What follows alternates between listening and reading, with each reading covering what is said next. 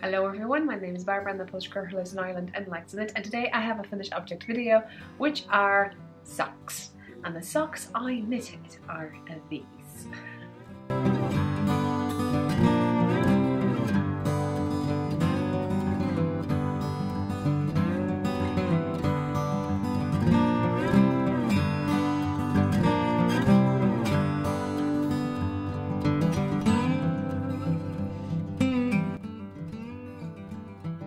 Okay, let's start and tell you straight away what I've done, how I knitted them, from where do I have the yarn, and so on and so on. So first things first, I wanted to knit these socks for a Christmas gift. So you could see I used my Under the Tree pouch. You can find it in my shop, and I has you a size 1 2.25mm needles. That meant to be my first Christmas knitted gift, but I was knitting a tube and I did not feel well, and I put the heels, because I do afterthought heels, like very far away from the toe. So the actual space between toes and the end of the heel is 12 inches. So that's quite a lot, kind of shorties. And I have a ruler, so I'll tell you 3.5 inches if you put it flat. So in centimeters, that will be 9 centimeters. So you know what kind of needles I use, you know what kind of bag I use. This bag I got as a gift from a friend, and you can see loads of dingling things on here, and keychains, socks. I have a few of my progress keepers, but I have also one that came in with the yarn. And it's this one! Okay, I have some leftovers, so I'm going to show you yarn straight away.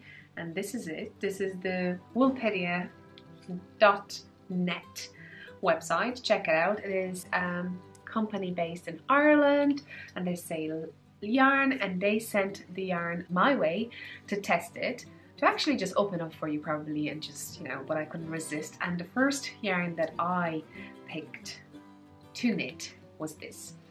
Anyway, if you're interested what I got, you can check the video at the end. I'm going to put it somewhere of it at the end of the video. So what we have over here, we have 2 by 50 gram 4-ply hand dyed yarn, and it's 75% wool, 25% polyamide, and the way it was dyed and caked was all done that you have identical socks, and the cake was perfect for 2 at a time, because I'll show you, because I have still leftovers.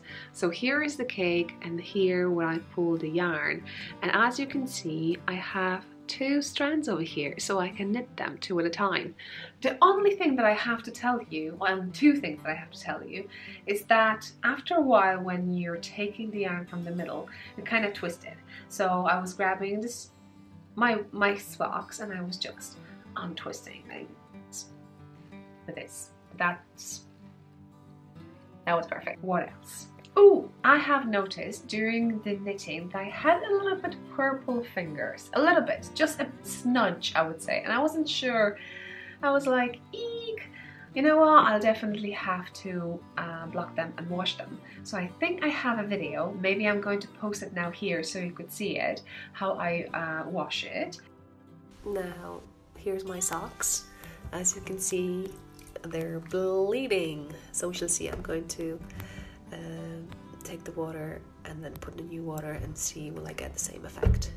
And here it is, all fine. So as you can see, after first wash, you will get rid of excess of the dye, and then it's fine to wear these.